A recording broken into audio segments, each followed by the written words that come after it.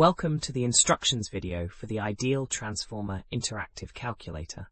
This tool helps you analyze theoretical transformer behavior by calculating voltage ratios, current ratios, turns ratios, and power transfer between primary and secondary windings. To use this calculator, you'll need to enter values for your transformer parameters. Start by entering the number of primary turns, for example 500 turns. Then enter the number of secondary turns, such as 100 turns. Next, input your primary voltage. Let's use 120 volts as an example. You can also enter the primary current if you want to calculate secondary current values.